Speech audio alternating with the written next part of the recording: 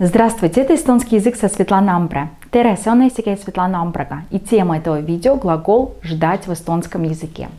Вы научитесь в этом видео спрягать глагол в настоящем и в прошедшем времени по всем лицам. И теперь начинаем. Ja nüüd alustame.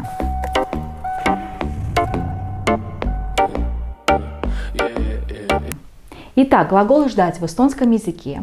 Ма и да инфинитив будут такими. Оттама, одатта. На что мы обращаем внимание? Что корни ма и да инфинитива отличаются. В ма инфинитиве корень отта, в да инфинитиве корень ода.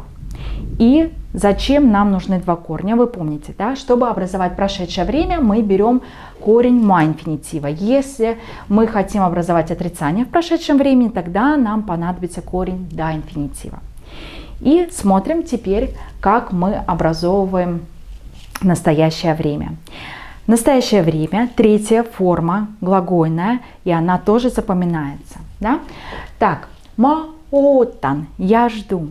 Саоттат, ты ждешь. Таоттап, он, она ждет. Ме оттаме, мы ждем. Те оттатте, вы ждете. Нато оттават, они ждут.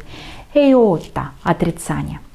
И помним, да, что в каждом лице отрицание будет одинаковое. Да? Я не жду. Майотта. Ты не ждешь. Сайотта. Он, она не ждет. Тайотта. Мы не ждем. Мэйотта.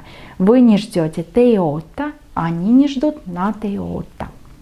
И окончание в настоящем времени у каждого лица свои. Да? Запоминаем. Хорошо. Дальше. Прошедшее время. Минавик. Я ждала. Маоттасин. Признак прошедшего времени, да, берем корень от ма инфинитива и добавляем признак прошедшего времени и окончание прошедшего времени, да, в лице я. Маоттасин, ты ждал. Саоттасит, он, она ждал, ждала. Таоттас, мы ждали. Меоттасиме, вы ждали. Теоттасите, они ждали. Натооттасит. И отрицание в прошедшем времени берем корень да инфинитива и подставляем окончание нут.